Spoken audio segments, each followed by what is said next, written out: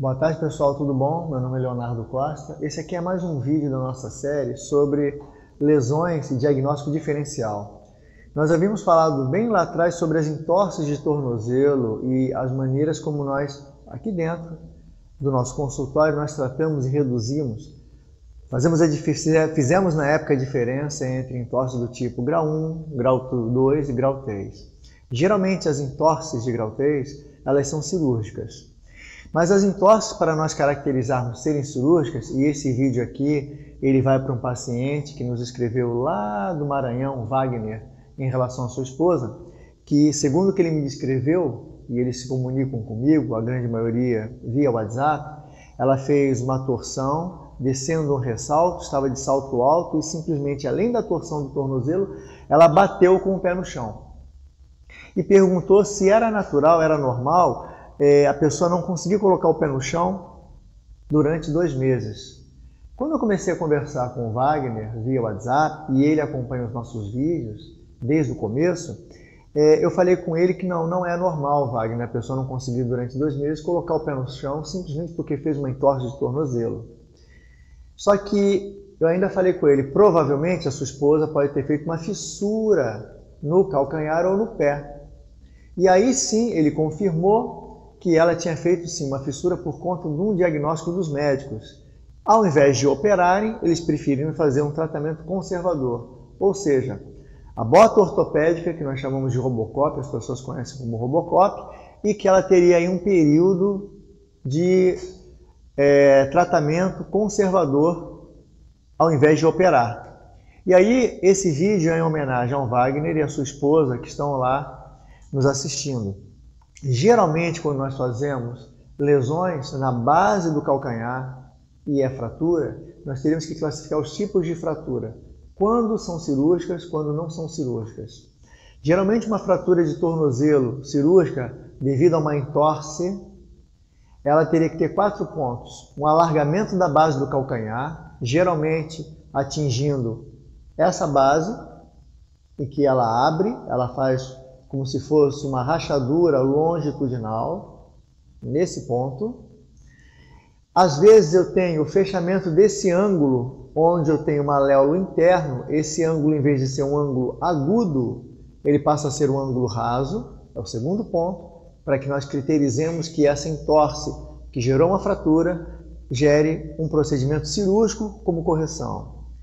O terceiro ponto é um ponto em que nós vamos ver essa linha, chamada linha de Mary.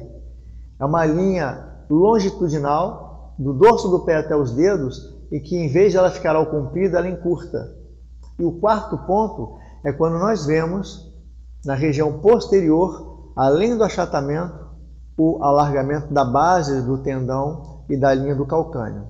Com esses 4 pontos, aí sim é cirúrgico. Só tendo um desses pontos, o tratamento é conservador, foi como os médicos fizeram de forma correta com a esposa do Wagner. Qual é a nossa ideia nesse vídeo? É prestar uma homenagem, dentro das técnicas em quiropraxia, ao dry needling, ou seja, o agulhamento a seco. Geralmente, fraturas de ossos, fraturas que pegam tecidos rígidos, de 8 a 12 semanas de cicatrização. E ainda assim, o tratamento em fisioterapia é conservador.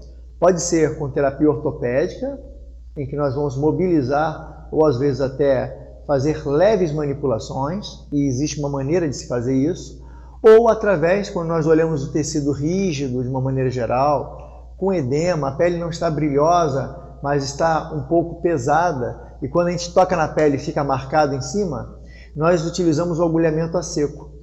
Por quê? Porque aquela banda tensa da fibra muscular ou da fibra de pele e de tecido de preenchimento, ele pode ser relaxado através desse agulhamento.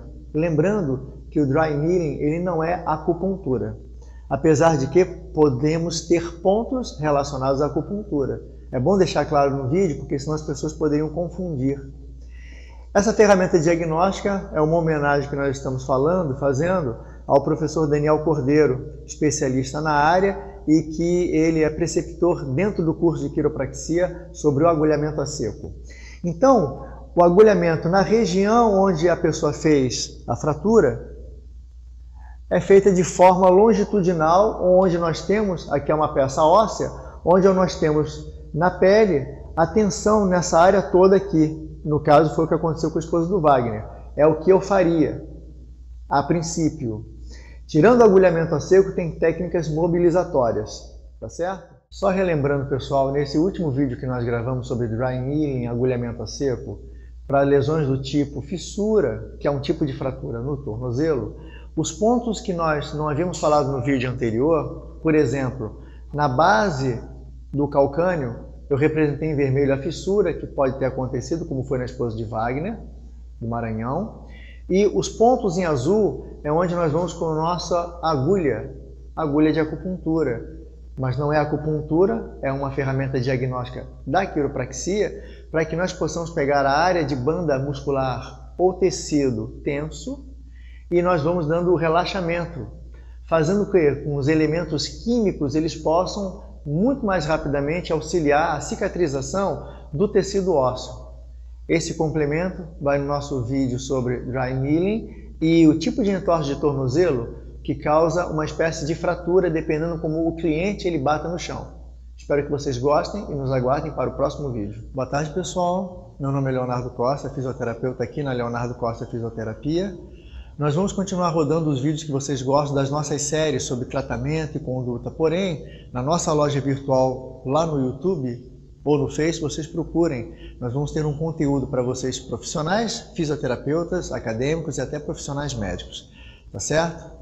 Nós vamos deixar o nosso contato com vocês para os maiores esclarecimentos. Uma boa tarde, boa semana a todos.